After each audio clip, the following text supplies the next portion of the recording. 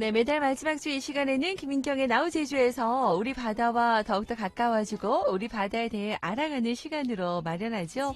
국민과 함께하는 해양교통안전 종합관리기관 한국해양교통안전공단과 함께 마련한 코너입니다. 월간 바다 24시.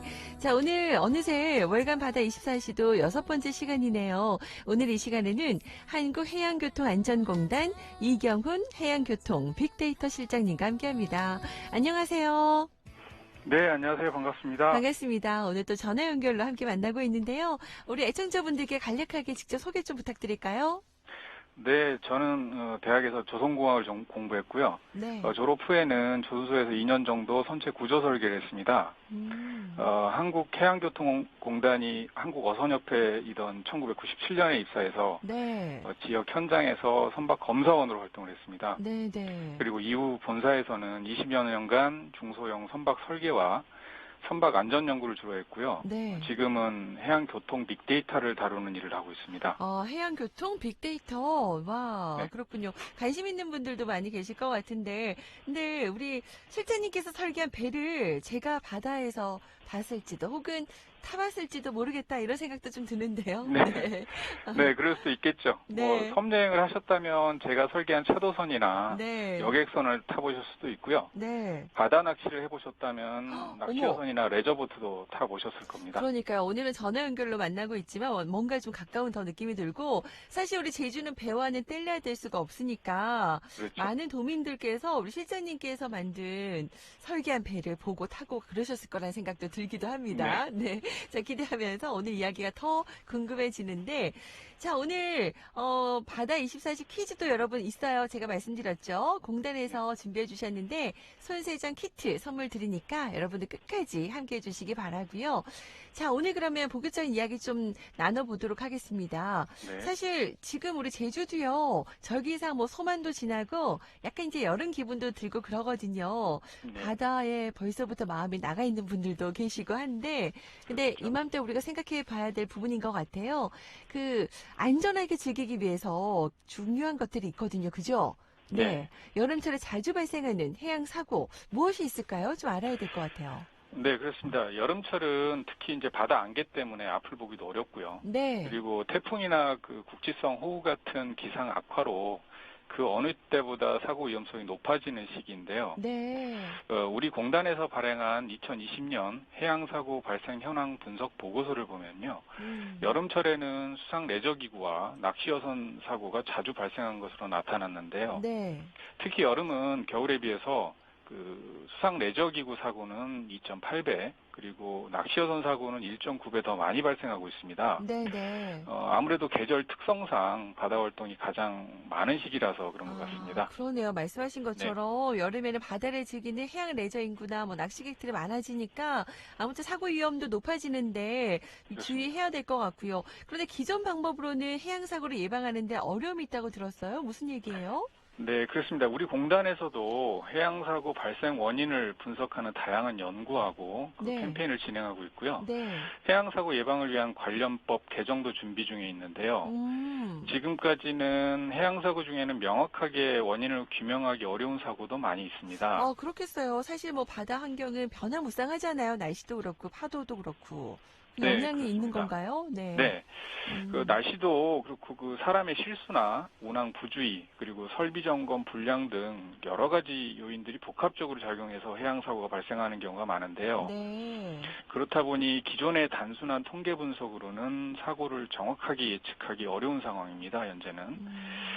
이런 한계를 극복하기 위해서는 선박 운항에 필요한 여러 데이터들을 모으고 분석해서 안전 운항을 위협하는 요소를 찾고 그것을 제거하기 위한 대책을 마련해야 됩니다. 그게 바로 어떤 해양교통 빅데이터의 목표라고 할 수 있겠습니다. 그렇군요. 해양교통 빅데이터. 네. 진짜 중요하네요. 기존의 그런 단순한 통계 방법으로는 복잡한 해양사고의 원인을 밝혀내서 이를 예방하기 어렵다는 점. 이러한 한계를 극복하기 위한 방안으로 해양교통 빅데이터라고 말씀을 해주셨고요. 좀 이해가 더 쉽네요. 그런데 빅데이터 사실 요즘에 중요하다 하고 많이 들어보셨을 텐데요. 아무래도 좀 생소한 부분도 있어서 좀 한마디로 표현해 주신다면 좀 정리가 가능할까요? 네. 네, 저는 해양교통 빅데이터를 네. 배가 지나간 흔적이 아닐까 생각합니다. 예, 배가 지나간 흔적. 오, 예. 그러면 그 흔적은 탐정처럼 추적을 하는 건가요? 네, 그렇다고 할 수 있겠죠. 아, 그 해양교통 빅데이터란 결국 배가 태어나서 네. 여기저기 이제 온갖 풍파를 겪으면서 남긴 흔적들, 그 한마디로 음, 배가 지나온 일생을 탐색하는 과정에서 우리가 찾게 되는 결과물이 아닐까 생각하거든요. 네네. 네, 그걸 이용해서 우리는 그 배를 이용하는 사람들에게 어떤 유익한 정보나 그 어떤 만족스러운 경험을 줄 수 있어야 하고요. 네. 그게 바로 해양교통 빅데이터의 주된 역할이라고 생각합니다. 중요하네요. 이 배가 우리에게 말은 해줄 수 없지만 그 흔적들을 보면 우리에게 시사하는 바가 클 것 같은데요. 네, 맞습니다. 네, 그렇다면 그런 해양교통 관련 통계나 빅데이터 현재 그 공개가 돼서 누구나 활용이 가능한 거예요? 일단 그 해양수산과 네, 해양환경에 관한 여러 정보들은 지금 네, 해양수산부 해양수산 빅데이터 플랫폼에서 확인하실 수 있고요. 네, 네. 여기서 이제 우리 공단은 해양교통안전 관련 데이터를 담당하고 있습니다. 그래서 아, 올해부터 우리 공단이 스마트 해양교통안전 빅데이터 플랫폼 구축 사업을 진행하고 있는데요. 네, 네.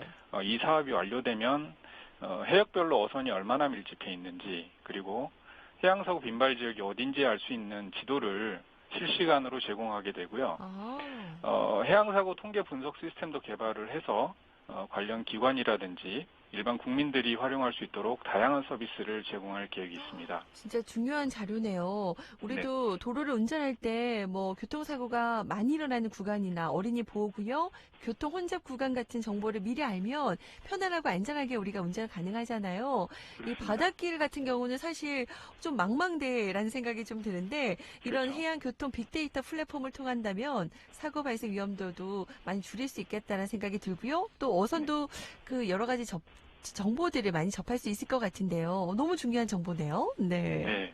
음. 특히 그렇죠. 어선은 어획물이나 이제 사람을 태우고 이동도 하지만 네. 알다시피 어업인들이 어로 작업을 하는 그 바다 위에 움직이는 일터이기도 한데요. 그렇네요. 그렇다 보니 이제 평상시 어선들과 그 어떤 지나친 조업 경쟁으로 자칫 사고가 일어날 수도 있습니다. 네. 앞서 말씀드린 그 해양교통 안전 빅데이터 플랫폼 구축 사업이 완료가 되면은 네네. 각 기관별로 이제 분산되어 있는 해양 안전 정보를 통합하게 될 거고요. 네. 그 정보를 이용해서 보다 정밀한 사고 원인 분석이 가능하게 됩니다. 아. 또한 그 특정 어선의 사고 위험도를 예측을 해서 네네. 보다 안전한 조업 활동에 활용할 수 있도록 저희들이 지원할 예정입니다. 그렇습니다. 이 공단에서 추진 중인 빅데이터 플랫폼 구축 사업이 앞으로 우리 해양사고 예방에 큰 도움이 될 것으로 저도 벌써 기대가 되고요. 자, 그러면 오늘 마지막으로 한마디 해주신다면요? 네, 네, 최근 5년 동안 해양 사고가 증가 추세에 있지만 조금만 관심을 갖고 주의하신다면 충분히 예방할 수 있는 사고도 많습니다. 네. 출항 전에는 반드시 주요 설비가 제대로 작동하는지 점검해 주시고요.